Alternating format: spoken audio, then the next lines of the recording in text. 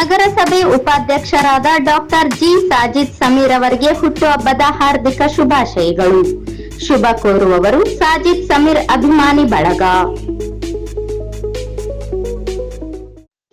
ಸತ್ಯ, ಶಾಂತಿ, ಅಹಿಂಸೆಯ ಸಂದೇಶ ಸಾರುವ ಗಾಂಧೀಜಿಯವರ ವಿಚಾರಧಾರೆಗಳು ವಿಶ್ವದಾದ್ಯಂತ ಪಸರಿಸಲಿ ಎಂದು ಸಣ್ಣ ನೀರಾವರಿ, ವಿಜ್ಞಾನ ಮತ್ತು ತಂತ್ರಜ್ಞಾನ ಸಚಿವ ಎನ್ಎಸ್ ಬೋಸರಾಜು ಹೇಳಿದರು.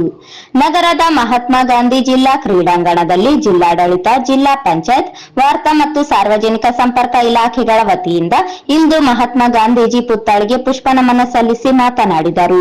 ಅಹಿಂಸೆ ಮತ್ತು ಸತ್ಯವನ್ನು ಬಳಸಿಕೊಂಡು ಹೋರಾಟದ ಬಗೆಗಿನ ಅವರ ವಿಶಿಷ್ಟ ವಿಧಾನವು ಸ್ವತಂತ್ರ ಚಳವಳಿಯ ಇತಿಹಾಸದ ಹಾದಿಯನ್ನು ಬದಲಾಯಿಸಿತು.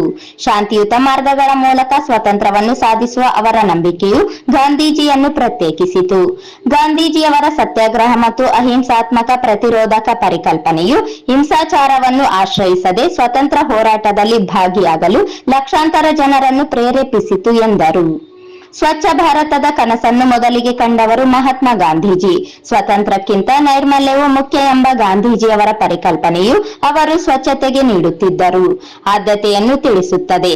ನಮ್ಮ ಸುತ್ತಮುತ್ತಲಿನ ಪರಿಸರವನ್ನು ಸ್ವಚ್ಛವಾಗಿಟ್ಟುಕೊಳ್ಳುವ ಮೂಲಕ ನೈರ್ಮಲ್ಯದ ಮಹತ್ವದ ಬಗ್ಗೆ ಜಾಗೃತಿ ಮೂಡಿಸುವ ಗಾಂಧೀಜಿಯವರ ಪರಿಕಲ್ಪನೆ ಇಂದು ನನಸಾಗಬೇಕಿದೆ ಎಂದು ತಿಳಿಸಿದರು.